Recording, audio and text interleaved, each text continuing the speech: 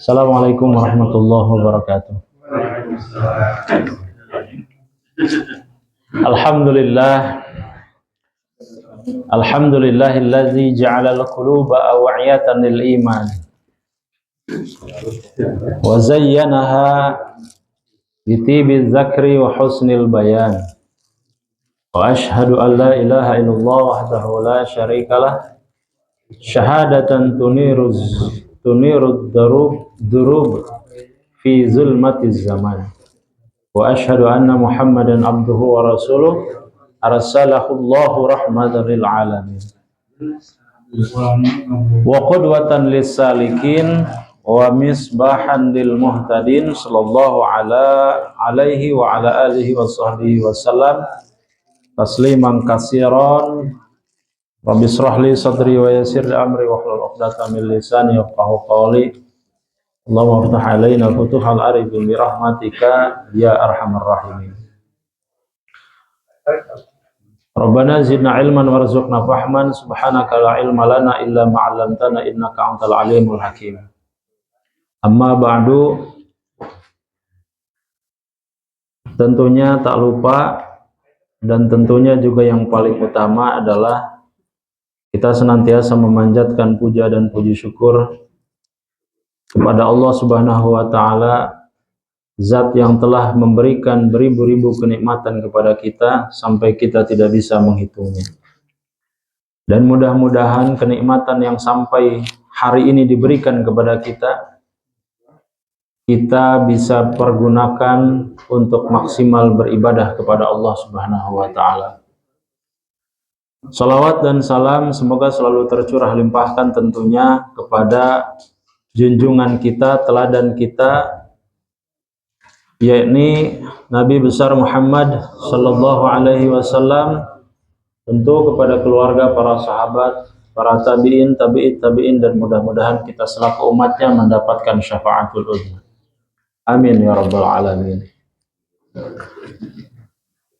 Bapak-bapak jamaah rahimakumullah, alhamdulillah spesial pada malam hari ini di minggu yang pertama ya Pak. Minggu yang pertama ini kita membahas tentang kaum Nabi Lut, khusus ya kaum Nabi Lut, atau yang diistilahkan sekarang itu adalah LGBT, lesbian, gay, biseksual, transgender. Nah entah Ustaz teuing LGBT pami kemaksiatan saur ulama entong dihalus-halus Pak. LGBT pecinta lubang tai katanya. Udah gitu aja. Itu lebih saklek begitu, dan boleh Pak, itu boleh. Kalau yang keburukan jangan dihalus-halus. LGBT itu sudah halus itu Pak. Udah kita mah sebut pecinta lubang tai. Nah, gitu. Asli itu. Hah? Waduh, pelangi mah terlalu halus. Wah, kaum pelangi, wah itu kaum warna-warni atuh.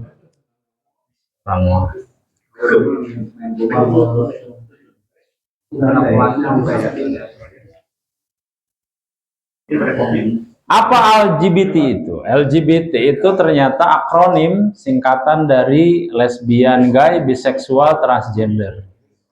Lesbian itu adalah hubungan sesama jenis perempuan.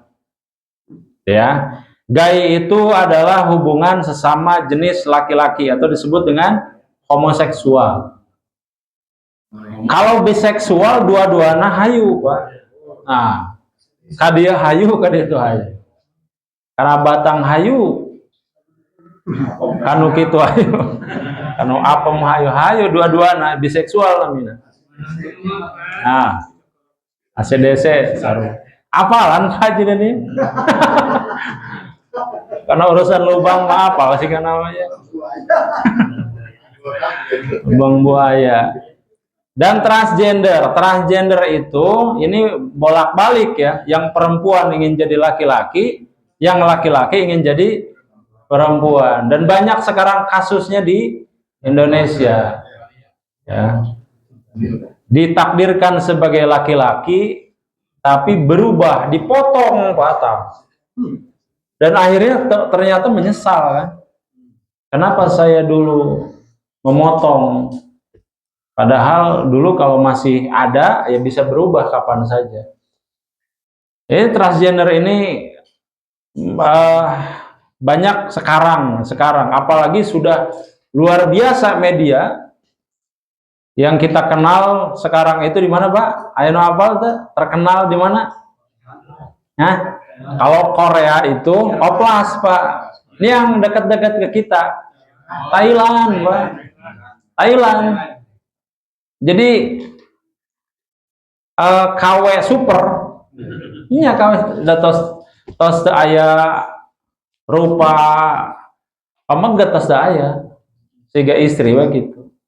Gelis, bahkan kadang-kadang langsung di istri gelis kan gitu, karena memang diobat kan, ada yang disuntik hormon, ada yang ditambah macam-macam lah, sehingga lebih cantik gitu. Sahur patori mah gitu. Baik, itu definisi ya. Jadi yang disebut dengan LGBT ini adalah kelompok individu yang memiliki orientasi seksual atau identitas gender berbeda dari mayoritas. Ini yang jadi masalah adalah orientasi seksual. Itu yang harus digarisbawahi. Jadi memang ada masalah, Pak. Kalau lazimnya kita senang ke perempuan, begitu juga sebaliknya, perempuan ke laki-laki. Nah ini ada di pertengahan gitu. Tahu nggak Pak, dulu kaum Nabi Lut itu asal kenapa mereka sampai melakukan homoseksual itu, tahu nggak dari mana asalnya? Dari perasaan apa? Ya dari perasaan apa? Secara psikologis. Coba-coba. Secara psikologis dulu, kenapa terjadi sampai homoseksual lesbian itu? Karena asalnya coba-coba. Dasar basic dari manusia itu sebetulnya penasaran. Pengen tahu. Kalau ke perempuan mah kan rasanya begini, deh mah begini-begini sajalah gitu. Mulai berhalusinasi, bersensasi gitu. Ini kalau kira-kira ke orang-orang yang sama gitu. Kayaknya asik gitu. Mulainya dari sana. Ada yang menarik, Pak. Ada yang menarik begini. Di surah An-Nur itu, kita itu diharuskan menundukkan pandangan ke lawan jenis. Betul atau tidak? Ini ada yang menyelewengkan. Berarti Ustaz kalau ke sesama jenis enggak dong?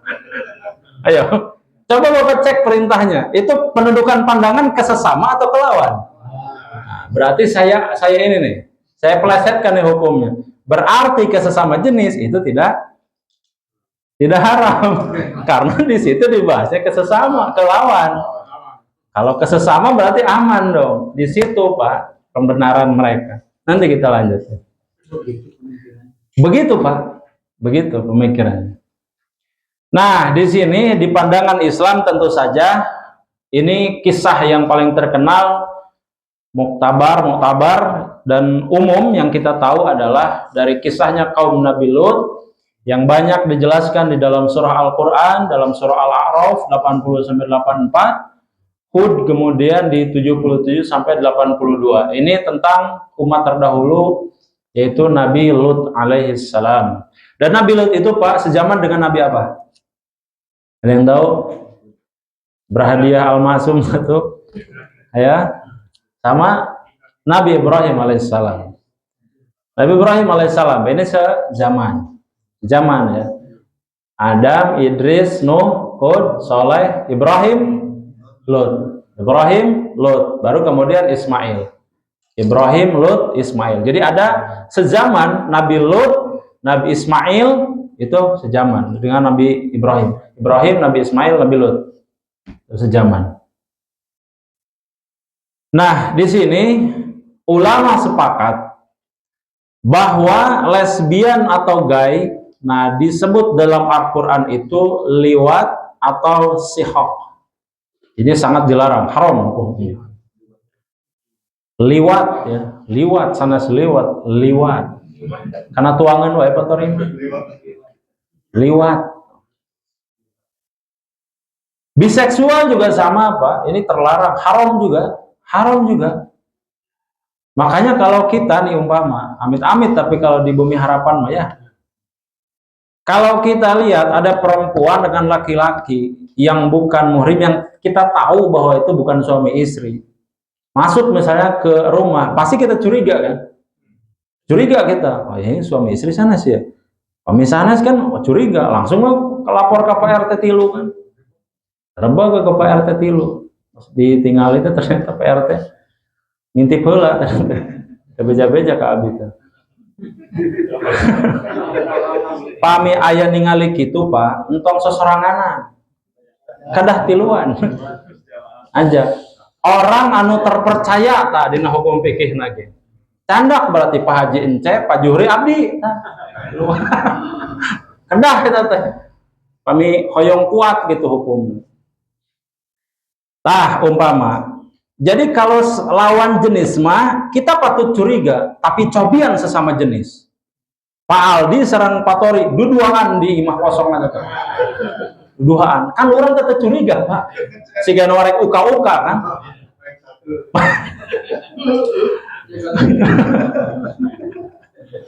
Curiga apa sesama jenis mah tak iya nu hawartos tak iya Pak. Kalau lawan jenis kita pasti curiga, tapi kalau sesama jenis sakontrakan bareng, berangkat kerja bareng, sami-sami di kosambi sami sami Pak. RT na sareng kan RT hiji sareng itu mantak bahaya itu sareng Pak Aldi teh ukur patori itu sami itu Pak. Jadi kita patut curiga kalau lawan jenis. Yang masalah ini yang samar-samar itu sesama jenis Pak. Laki-laki dengan laki-laki, perempuan dengan perempuan. Jadi tidak ada bedanya mana CS mana pacar kan, mana kabogoh gitu. Kalau sesama jenis bingung gitu Pak. Makanya harus hati-hati. Dan yang ketiganya adalah transgender. Nah, transgender itu Pak, ini ada perdebatan, di mana ada kasus yaitu khunsa muskil namanya, di mana dia terlahir punya dua alat kelamin ganda. Jadi alat kelaminnya ganda ini Pak. Yang perempuannya ada, laki-lakinya ada, dan tumbuh bersamaan. Tapi tetiasa dikitukan Pak, dilakukan tetiasa. Memang masing-masing ya, ada di bawah dan ada di atas, sama-sama gitu, ada dua. Dan ini pernah saya bahas juga ini ya, yang di kasus fikih hunsa itu, bahwa orang yang terlahir kelamin ganda itu tidak boleh menjadi imam bagi laki-laki. Tidak boleh itu Pak. Kalau untuk perempuan boleh. Dan dia juga tidak bisa diimami perempuan. Jadi dia kasusnya tengah-tengah hunsa itu Pak.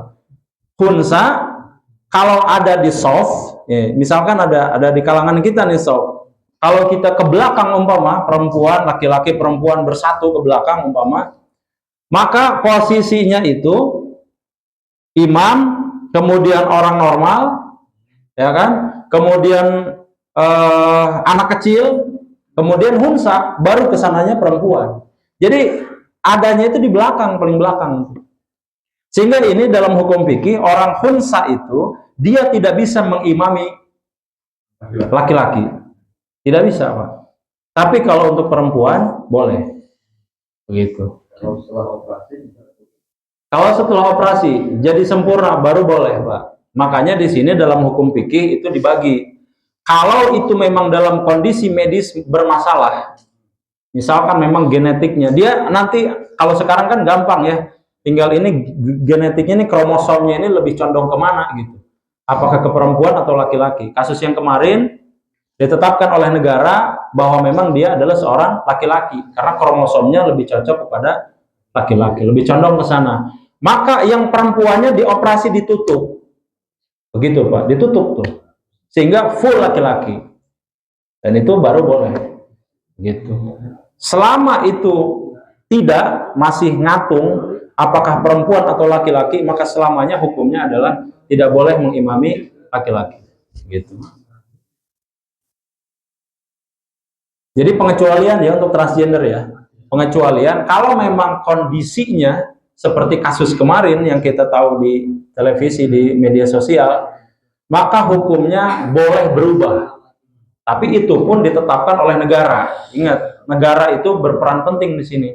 Ditetapkan oleh negara bahwa kami memutuskan kata negara bahwa kamu adalah seorang laki-laki. Sudah selesai itu, putuskan perkara.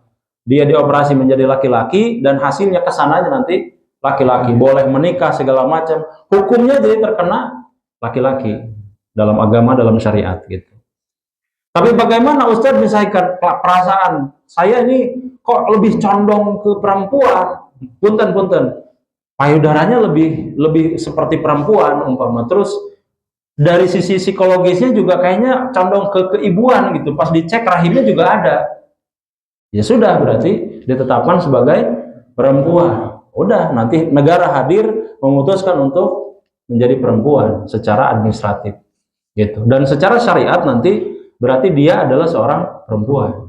Makanya di kasus transgender ini dilihat dulu kondisinya bagaimana. Entong siga ayeuna misalkan tiba-tiba Pak Imam kan berangkat ke Thailand. Dohoyong nganggo mukena teh ya gitu. Maka ini yang disebut dengan haram. Tidak ada sejarah khunsa, tapi tiba-tiba transgender ini yang dimaksud haram itu. Ustaz, LGBT itu kan hak asasi manusia. Ya. Asasi manusia, Pak. Ini masalah di kita adalah di Indonesia belum ada regulasi khusus untuk membahas itu. Belum ada, Pak. Regulasi yang khusus untuk mempidana orang-orang seperti ini tidak ada. Ini masalah tersendiri. Nah, di sini kita bisa memahami bahwa ternyata kaum LGBT ini eksis, Pak. Ini yang harus kita pahami nih. Itu alasan mereka. Jadi hanya mencari berarti sensasinya. Ini kan bahaya, Pak. Dan ini terjadi, Pak, sudah terjadi di lingkungan anak-anak. Nah, sekarang kita pertanyaan lagi. LGBT itu kodrat atau enggak? Karena ada yang mengatakan, wah, ini kan kodratnya begini, Pak Ustaz. Kodrat. Ada yang mengatakan kodrat. Takdir. Gitu. Sekarang saya tanya. Mau nggak kita disebut begini? Kita sekarang umpama melakukan dosa, terus kita bilang, saya takdirnya memang sudah di neraka.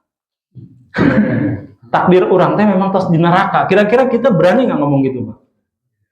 Enggak kan? Berarti neraka itu bukan takdir, itu sesuatu yang bisa kita perjuangkan.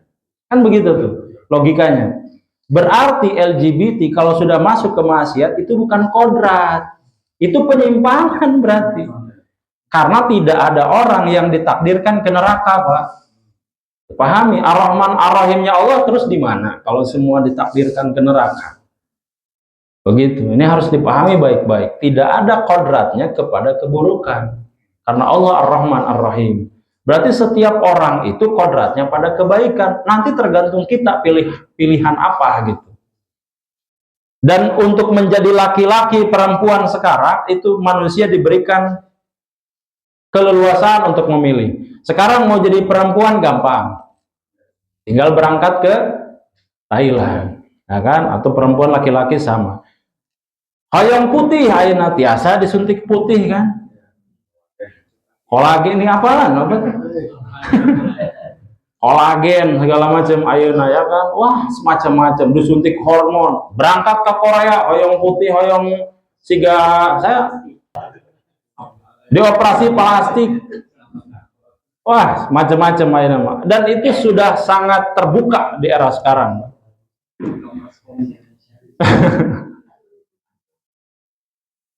Nah, sekarang coba kita lihat di perspektif Al-Quran. Yang disebut HAM dalam Al-Quran itu adalah semua manusia dimuliakan tanpa memandang ras, status, dan agama.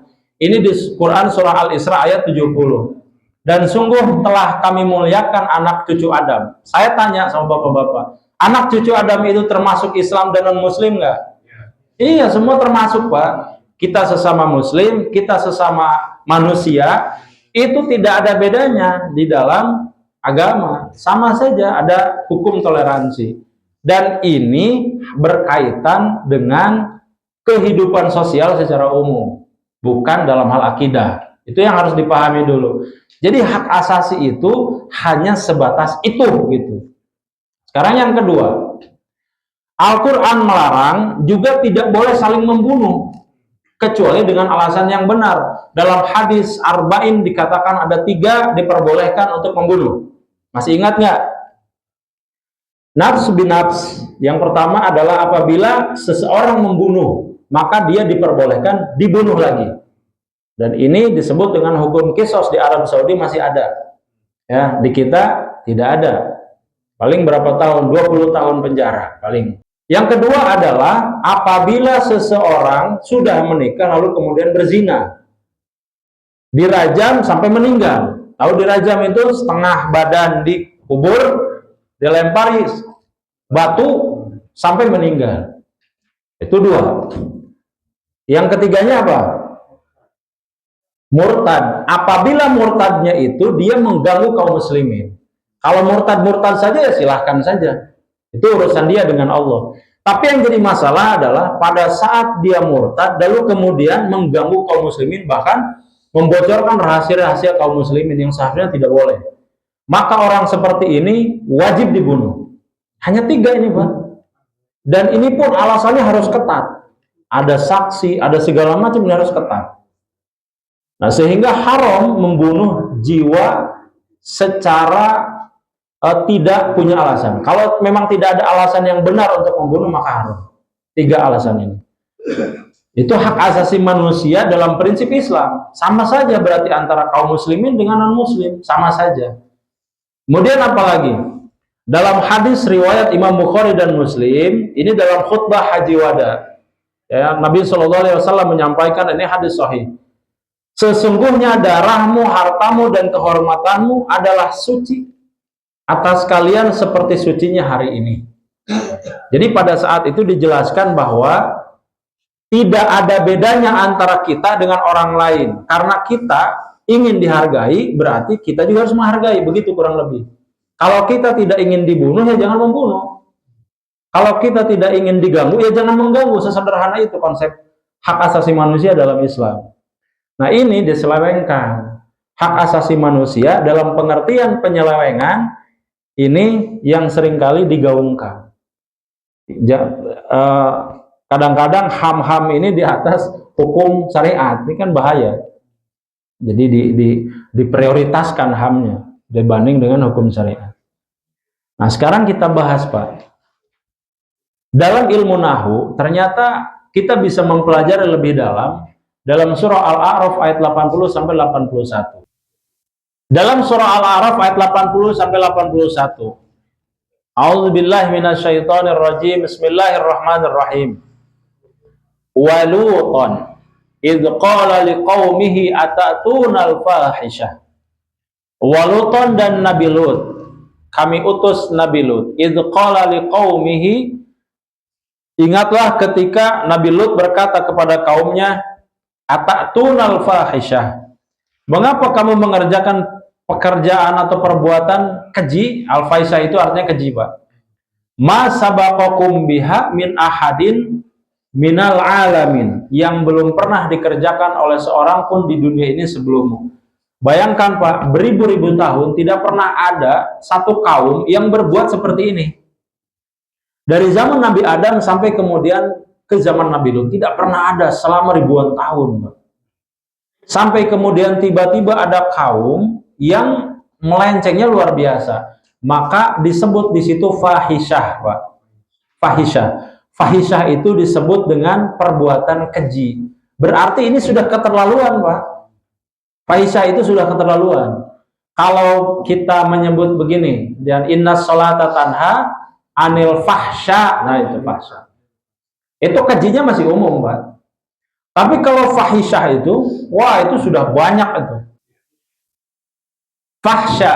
Fahsya itu adalah keburukan, tapi untuk sesuatu yang tidak banyak. Tapi kalau fahisyah banyak, Pak, kejinya. Ini luar biasa, berarti kekejiannya banyak sekali nih. Kemudian ayat selanjutnya di 81, sesungguhnya kamu mendatangi laki-laki untuk memenuhi nafsumu. Tuh, ini yang ngeri, Pak. Ngeri ini. Kamu mendatangi laki-laki untuk memenuhi nafsumu, bukan kepada perempuan. Bahkan Nabi Lut alaihissalam itu, Pak, pernah menawarkan anaknya untuk dinikahi. Alim, Pak. Aliman.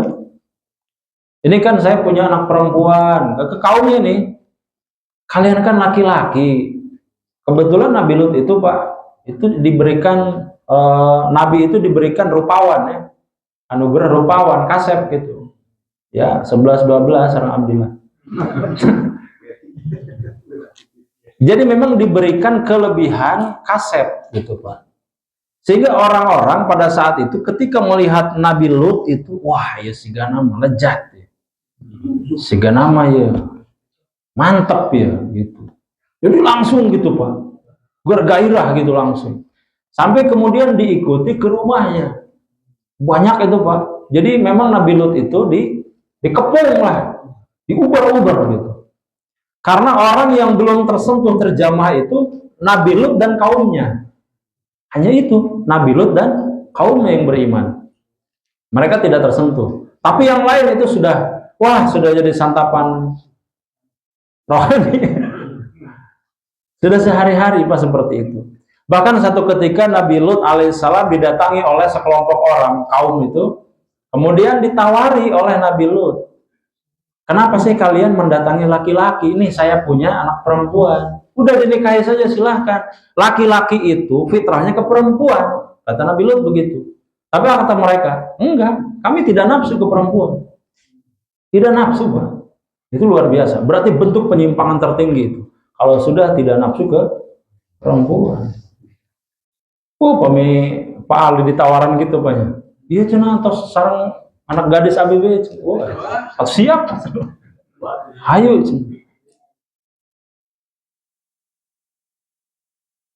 Nah, dalam ilmu nahu al-fahisyah ini disebut dengan isim ma'rifah. Isim ma'rifah ini adalah sesuatu yang sudah terdefinisi. Artinya kekejiannya itu sudah terdefinisi. Apa itu Pak? Lesbi ini atau apa tadi LGBT ini. Sudah terkenali homoseksual. Objek dari ta'tuna. Ta'tuna itu adalah kalimat fi'il, ya, kata kerjanya. Sedangkan al-fahisyah adalah objeknya. Berarti objeknya ini apa? Homoseksual. Nah, di sini Pak, di Al-Arab itu kan dijelaskan secara umum kaumnya Nabi Lut. Nah, sekarang yang di bawahnya ini Pak, di Asyura ayat 165 sampai 166 ini dijelaskan lebih detail. A'innakum latatuna zukrona. A'innakum latatuna zukrona. Di sini disebutkan jenis laki-laki, Pak. Nih, berarti yang datang kepada Nabi Lut dan kebanyakan pada saat itu yang memulai maksiat terjijik ya selama manusia ada gitu. Itu pertama kali berarti orang laki-laki, Pak. Di sini disebutnya zukron. Berarti laki-laki yang memulai. Kalau sekarang kan berkembang jadi lesbi kan? Kalau sekarang. Kalau dulu Pak, itu belum ke perempuan, tapi laki-laki yang dibahas. Itu. Maka kalau sekarang ada lesbi, sesungguhnya sekali lagi bahwa sejarah itu mesti berulang. Masih berulang, Pak. Masih berulang. Jadi kalau dulu laki-laki, nama ya AWWOG kan? Lebih parah. Wajar kalau nanti dunia itu akan kiamat, ya wajar Pak. Wajar. Dulu diceritakan tidak pernah ada seorang laki-laki yang suka ke laki-laki lalu bersetubuh dengan sesama laki-laki. Itu laki-laki. Akhir zaman sekarang bukan hanya laki-laki. Laki-laki dengan laki-laki, perempuan dengan perempuan, bencong dengan bencong sekarang. Kurang dahsyat apa di akhir zaman, Pak? Begitu. Kalau dulu cuma laki-laki, sekarang diembat Pak semuanya. Luar biasa. Nauzubillah min dzalik. Mudah-mudahan keluarga kita, kerabat kita, tetangga kita, keturunan kita tidak ada yang seperti ini, Pak. Nauzubillah. Yang ngeri, watadzaruna ma khalaqalakum rabbukum min azwajikum. Ini yang aneh. Kita saja sekarang, Pak, itu aneh kan ya. Dulu bagaimana zaman Nabi Lut, Pak? Jadi mereka punya istri ditinggalkan, sudah tidak ada gairah, Pak. Istri itu tidak ada gairah sama sekali. Justru yang ada gairah adalah yang ke laki-laki.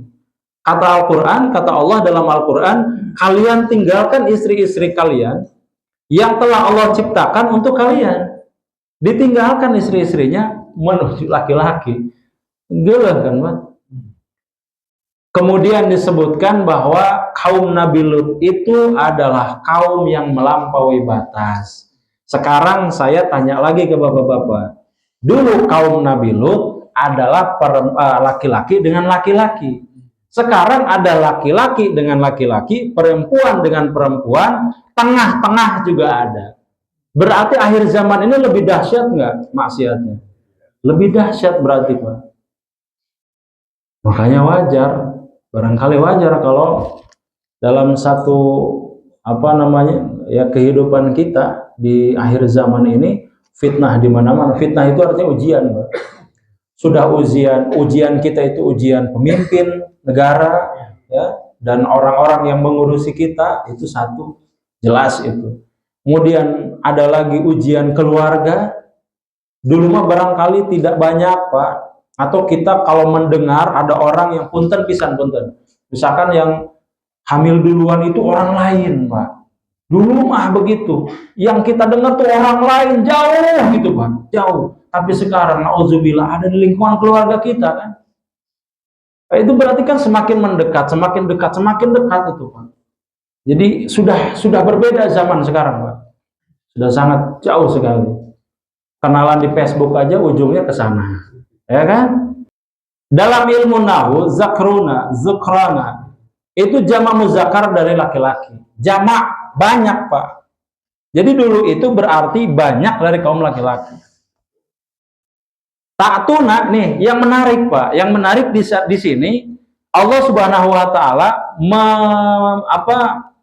menyeratkan satu kata yaitu ta'tuna. Ta'tuna itu fi'il mudhari, Pak. Dalam ilmu nahwu yang namanya fi'il mudhari atau kata kerja kalau kita, Pak, itu adalah bentuk kata kerja sekarang atau yang akan datang. Saya ulangi, fi'il mudhari itu adalah kata kerja untuk sekarang dan yang akan datang. Itu. Kalau yang telah lalu namanya fi'il madi, kata kerja lampau. Kalau di bahasa Inggris apa? Past tense. Gitu. Past tense. Di sini ada kalimat ta'tuna. Ta'tuna itu adalah kalimat fi'il mudhari yang berarti sekarang atau yang akan datang. Kapan ini diturunkan, Pak? Berapa ribu tahun yang lalu ini diturunkan? 1400 tahun yang lalu kurang lebih, kan? Sekarang kan 1446 ya. Berarti sekitar 1400 tahun yang lalu Nabi Muhammad SAW diturunkan ayat ini. Kata Allah, sekarang maupun yang akan datang ini akan selalu terjadi. Begitu kurang lebih, Pak. Bahasanya ta'tuna. Berarti ini akan selalu ada sepanjang zaman. Ini. Jadi kaidah dalam ilmu nahwu bisa membongkar makna dari Al-Quran itu sendiri. Makanya sekarang lebih dahsyat. Kenapa? Allah mensiratkan di sini ta'tuna. Kejadian ini akan dilakukan lagi oleh orang-orang pada masa yang akan datang. Itu di zaman Nabi, ternyata sekarang terjadi. Itu. Sampai sini bisa dipahami, Pak? Nah, kalau sudah bisa, yang terakhir adalah ada yang menyebutkan, Ustaz, ini kan saya penyakit. Nah, ada yang menyebutkan penyakit, Pak. Saya ini harus disembuhkan. Ini penyakit. Sekarang kita tanya Al-Quran. Pernahkah penyimpangan ini oleh Al-Quran disebutkan sebagai penyakit? Pernah nggak? Atau ada nggak Al-Quran menyiratkan bahwa penyimpangan homoseksual ini penyakit gitu? Ada nggak? Kita tanya Al-Quran. Pertama, Allah menyebutkan penyakit hati itu di surah Al-Baqarah ayat 10. Bismillahirrahmanirrahim. Fi qulubihim marad. Di dalam hatinya ada penyakit. Nah, ini penyakit apa ini? Hati. Bisa hasad, iri, dengki, segala macam tuh. Yang berhubungan dengan hati. Jadi Allah secara spesifik menyebutkan hati di sini, Pak. Ya, satu. Kemudian yang kedua, di surah Al-Anfal ayat 49. Di sini disebutkan idz qalal munafiquna walladzina fi qulubihim marad. Lagi-lagi di sini menjelaskan ketika orang-orang munafik dan orang-orang hatinya yang sakit berkata. Nih, orang-orang yang sakit itu sama dengan orang yang benci, orang yang suka marah, itu salah satu penyakit. Lagi-lagi ini penyakit hati, Pak. tidak ada hubungannya dengan homoseksual. Lanjut ke yang ketiga, terakhir di surah An-Nur ayat 61. Kalau di sini, kalau tadi hati, di sini menjelaskan tentang fisik. Laisa 'alal marid harajun wala 'alal a'raj harajun wala 'alal a'ma haraj. Tidak ada halangan bagi orang sakit, orang pincang dan orang buta. Ini fisik nih, Pak. Ini fisik. Tapi yang namanya tadi LGBT, homoseksual, tidak disebutkan secara eksplisit. Artinya apa? Itu bukanlah penyakit dalam definisi Al-Quran. Itu penyimpangan, Pak. Jelas itu. Ya, sampai sini jelas ya? Nah, itu.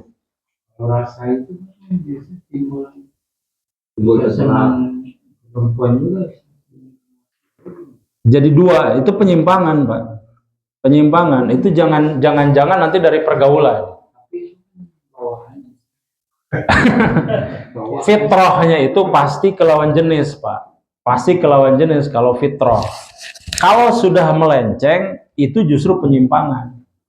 Pasti itu. Bisa dari pergaulan. Yang biasanya banyak tuh punten bisa. Misal orang-orang yang bekerja punten bisa di salon gitu. Atau di dunia fashion, modeling, macam-macam tuh, Pak. Di dunia hiburan tuh. Itu deket-deket tuh. Deket walaupun memang nggak semua, tapi dekat ke sana gitu. Dari survei itu ke sana arahnya. Allah sudah menegaskan manusia diciptakan dengan fitrah. Dengan fitrah. Jadi tidak mungkin misalkan begitu lahir umpama langsung langsung ngondek gitu, Pak. Nggak ada. Pasti sesuai fitrah, pasti. Dan Allah yang menjamin. Ya, tidak ada. Jadi sekali lagi, nah itu. Baik. Ini kita ngomong syariat ya. Dalam syariat, acting pun sebetulnya itu masih diragukan, subhat. Man tasyabaha biqaumin fahuwa minhum, sama itu. Bahkan ada dalam hadis yang sahih, dalam hadis Bukhari nomor 5885, Nabi Shallallahu Alaihi Wasallam secara tegas mengatakan begini, la'ana Rasulullah Shallallahu Alaihi Wasallam al-mukhannasina minar rijal wal mutarajjilati minan nisa. Bahwa Rasulullah SAW melaknat laki-laki yang menyerupai perempuan dan perempuan yang menyerupai laki-laki. Ini hadis sahih, Pak. Ustaz, tapi ini kan dalam peran, termasuk juga dalam peran. Punten saya katakan begitu, ini karena hukumnya. Meskipun nanti ulama berbeda pendapat, ini kan dalam hal mencari nafkah. Sekarang pertanyaannya, bisa nggak itu dipilih untuk tidak melakukan itu? Bisa nggak? Kalau bisa, berarti masih ada pilihan. Kalau ada pilihan, ya berarti pilih yang lebih baik, begitu, Pak. Dalam syariat begitu. Dan beberapa hadis Abu Hurairah radhiyallahu anhu juga sama mengatakan demikian. Dalam hadis Abu Daud nomor 4098 dikatakan begini. La'ana Nabiya sallallahu alaihi wasallam ar-rajula yalbasu labsa al-mar'ati wal mar'ata talbasu lubsa ar-rajul. Bahwa Nabi sallallahu alaihi wasallam melaknat laki-laki yang mengenakan pakaian. Kalau tadi berperilaku seperti. Saya ulangi ya. Kalau hadis sebelumnya itu berperilaku seperti laki-laki seperti perempuan, perempuan seperti laki-laki. Yang laki-laki kemayu, yang perempuan tomboy, ya itu maksudnya. Tapi kalau ini dalam pakaian, Pak. Nauzubillah min dzalik. Barangkali itu, Pak, yang bisa saya sampaikan. Ada pertanyaan lagi sebelum saya tutup? Pak, mana? Ini kan kita kalau perhatikan beberapa. Ada yang berperan seperti laki-laki. Yang satunya lagi pasti rada kemayu gitu. Feminim. Ya, tapi secara fisik memang laki-laki. Ya itu satunya seperti laki-laki dan satunya kemayu. Nah itu ketika diwawancara itu dia merasa dari kecil itu tidak pernah menjadi apapun kegiatan ketertarikan. Itu semuanya dia menganggap seperti perempuan katanya sukanya. Jadi menganggap adalah perempuan yang terlengkapi. Kata laki-laki katanya sampai dewasa akhirnya kita seperti itu. Dia tuh dibentrokan dengan syariat itu nggak menerima katanya, karena ya ibu saya tahu, orang tua saya tahu, saya ya itu dia pengakuannya perempuan yang terjebak di tubuh laki-laki. Ya. Kajian tentang ini, Pak, itu kita bisa tengok perbedaan kenapa ada hukum syariat, kenapa ada hukum, kalau kita sekarang barangkali hukum negara gitu, hukum ro'i, hukum akal. Jadi memang kalau syariat itu, kalau sudah begitu ya begitu gitu. Tidak bisa kita sepertinya begini nih, otak kita mengatakan nggak bisa. Jadi tetap saja itu pembenaran. Karena klaim orang tua itu tidak bisa menjadi hukum. Klaim dia juga tidak bisa menjadi hukum. Jadi itu hanya pembenaran saja. Pembenaran itu, Pak. Karena sejatinya dia itu adalah laki-laki. Dan pasti laki-laki itu. Bentuknya laki-laki kan ya. Kalau sifat kemayu, banyak kok orang yang kemayu tapi punya banyak anak. Banyak ya? Banyak. Kemayu tapi seueur putrana. Jadi kenapa? Iya, betul. Banyak kok, banyak. Termasuk banyak artis-artis kita yang terlihat kemayu tapi ternyata menikah seperti biasa. Artinya pembenaran itu akan selalu mereka gaungkan supaya apa? Supaya melegalkan. Seolah-olah nanti syariat atau hukum negara itu ikut ke pemahaman dia, pemahaman kelompok mereka. Sehingga dan itu terjadi, Pak, di negara sekuler. Makanya perbedaan nih, saya baca nih, perbedaan antara kita hukum syariat dan hukum sekuler. Hukum sekuler itu, Pak, itu konsensus, kesepakatan bersama. Di kita kan sekarang mulai begitu, Pak. Hukum itu kesepakatan bersama. Ini partai-partai sepakat ya, sepakat ya, sepakat ya. Itu kan konsensus, Pak. Tapi kalau hukum Allah, kata Allah begitu, dari langitnya begitu, ya sudah begitu. Tidak bisa diubah-ubah. Kata kita, tapi ini kan nggak logis. Yang bunuh nih, yang hukum kisos, itu kan hak asasi manusia, dia berhak hidup. Iya, secara logika. Tapi kata kita, dipikir lagi, iya. Kalau seandainya ini dibiarkan terus-menerus, kriminal di mana-mana, kalau tidak ada satu kepastian hukum untuk membuat jerak, dia akan terus seperti itu. Maka Allah sudah menggariskan kenapa kisos itu ada. Seperti itu, Pak. Jadi kalau tanggapan terkait dengan itu selalu di sisi mereka ada pembenaran. Tapi kalau kita orang-orang yang beriman setulus hati betul-betul mengikuti ajaran Allah Subhanahu wa taala dan Rasulnya, kita katakan itu bukan sebuah fitrah dan itu bentuk keharuman. Allah alam, Pak. Dan dalam kitab Al-Kabair karangan Imam Az-Zahabi ini termasuk salah satu dosa besar, Pak. Di antara dosa besar adalah homoseksual, LGBT ini termasuk salah satunya, Pak. Larangannya kuat sekali. Sehingga apabila sudah dirajam, maka dia termasuk, kalau dia betul-betul mau, dia bisa masuk surga itu tanpa hisab. Tapi kalau seperti itu terus-menerus, nanti, Pak, itu masuknya ke dalam hukum perzinahan. Umpamanya kalau seandainya ada beberapa pendapat dari Imam Malik, Imam Syafi'i itu berbeda pendapat. Saya contohkan saja ya. Imam Hanafi mengatakan takzir saja. Takzir itu berarti dicambuk, dipenjara, diasingkan. Nah itu. Ini kata mazhab Imam Hanafi. Kemudian kalau kata Imam Malik, rajam itu kalau sudah menikah ini sama seperti orang yang zina. Kalau sudah menikah 100 cambukan. Kalau yang sudah menikah 100 cambukan, kemudian plus pengasingan setahun jika sebelum menikah. Jadi kalau yang sudah 100 cambukan, kalau yang belum menikah 100 kali cambukan plus pengasingan selama setahun. Di mana orang ayeuna? Di Cibugal pengasingan, sami we teh maka alpadai. Di Leuweung di mana orang ayeuna? Diasingkan.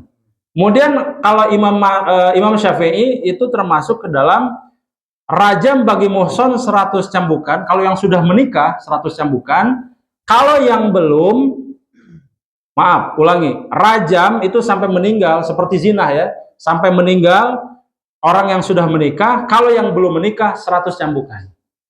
Itu sama ini.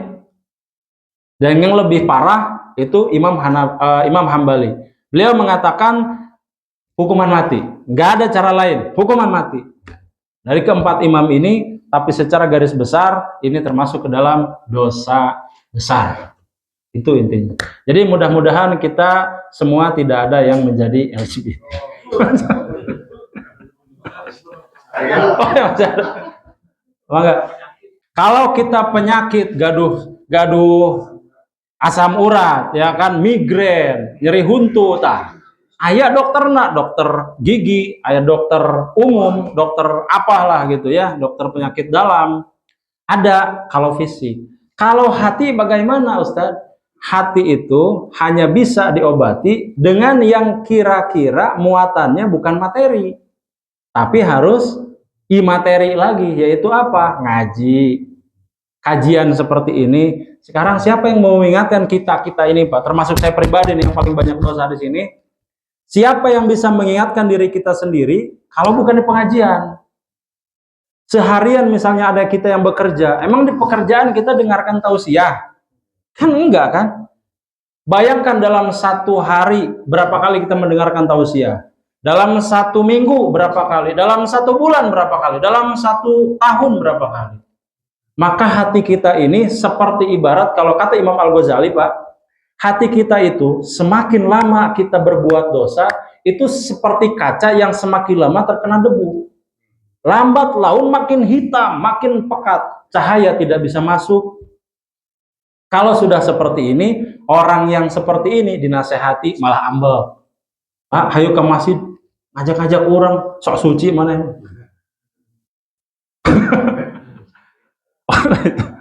No kita masih pemi aya terusan anjing ngomong apa amat. Aya nu etana teh sok aya nu ujung. Anjing. Lu eta teh ujung mah. Sok khas itu patore emang gitu. Penyakit hati hanya bisa diobati dengan sesuatu yang memang berdekatan dengan kolbu. Ngaji, kajian, sholat berjamaah, ikut kebaikan-kebaikan yang lain. Itu nasihatnya, Pak. Itu obatnya. Nggak ada lagi sholat yang termasuk ya. Termasuk juga adalah sholat tahajud. Itu obat hati itu, Pak. Mudah-mudahan bisa diterima. Kenapa? Ruqyah. Kalau ruqyah itu ada yang syar'i, ada yang enggak, Pak. Di zaman Nabi ada ruqyah itu, Pak. Dibacakan ayat-ayat Al-Quran, terus wah sahaing ayat memang, ayat gitu. Dari dulu memang ada yang memang oleh karena jin, ada yang psikologis. Bagaimana cara membedakannya? Kalau yang sudah belajar, kalau orang yang betul-betul kena jin gitu, Pak, itu memang tidak sadar sama sekali. Tapi misalkan di ruqyah apa sih gano can ngalunasan cicilan expander ya, bayangin. Wah, sahaing ternyata pas begitu terus 3 bulan Pak can dibayar gitu. Itu pantas ngamuk kan. Itu. Jadi ruqyah itu terbagi dua, ada yang syar'i, ada yang tidak. Salah satu cara bisa dilihat, Pak, yang syar'i itu biasanya pakai ini. Pakai apa? Pakai sarung tangan, karena biasanya juga kan nempel ke lawan jenis, itu biasanya menjaga tuh. Itu satu. Kemudian itu tidak mengarah ke wah iya kiriman ti batur gitu ya. Wah eta nu penyakit ya.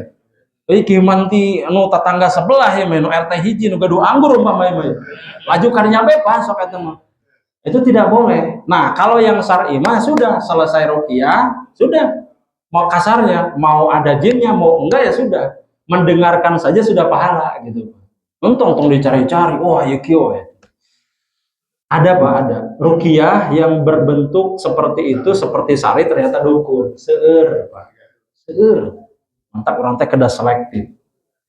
Mudah-mudahan ada manfaatnya, Pak. Akhirul kalam. Assalamualaikum warahmatullahi wabarakatuh.